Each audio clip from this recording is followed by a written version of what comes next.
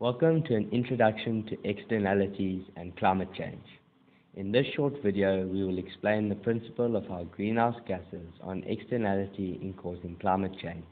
In addition, this documentary provides possible solutions in decreasing the negative impact of these externalities.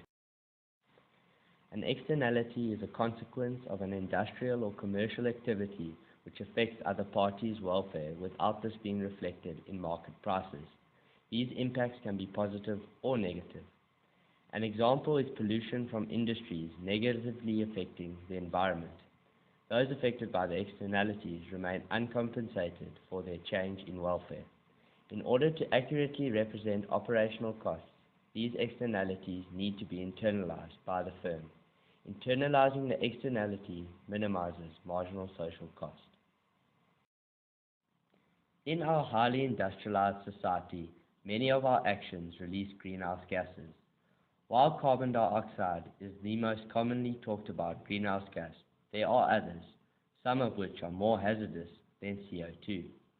Other greenhouse gases include hydrofluorocarbons, perfluorocarbons, water vapor, nitrous oxide, and methane. The Earth receives constant radiant energy from the Sun. Some of this energy reflects back out into space as terrestrial radiation, but some of the heat is trapped in the atmosphere by greenhouse gases, which are important in regulating the atmospheric temperature. The problem that we face now is that excess greenhouse gases are trapping more heat, causing dangerous increases in atmospheric temperature. Carbon dioxide is used as a benchmark for measuring the global warming potential of greenhouse gases. Although less emphasized, methane has the potential to trap more heat than carbon dioxide. Carbon dioxide takes 100 years to break down in the atmosphere, whereas methane takes only 12. While the lifetime of methane is much shorter, the global warming potential is 30 times larger than that of CO2. Over a period of 1 year, the concentration of CO2 increases by 0.5%, while methane increases by 1% over the same period, calling for more focus to be placed on this gas.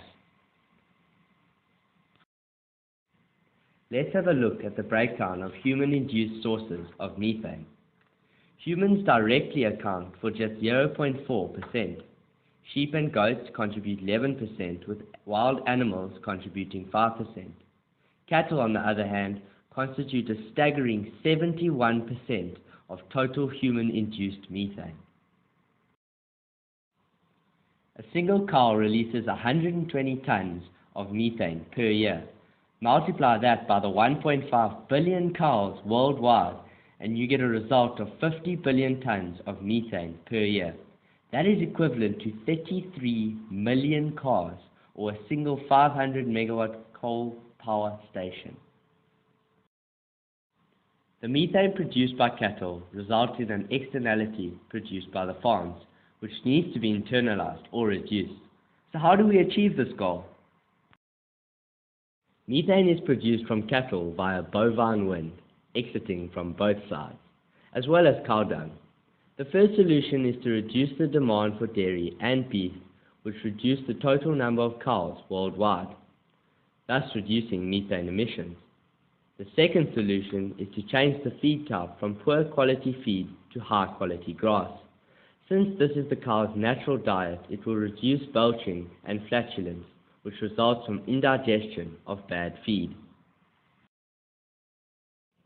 The third solution is to change from a linear production system where waste is discarded to a closed loop system where the externality becomes a resource.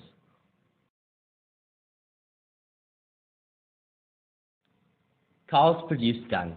In the linear system, the decomposition of this dung results in methane being released as an externality.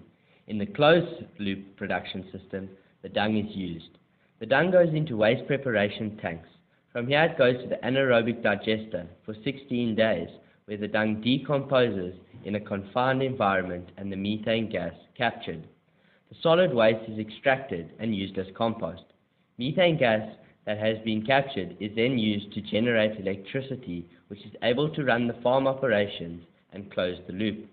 The surplus electricity can be fed into the grid for outside industrial and residential use, thus converting the negative externality to a positive one.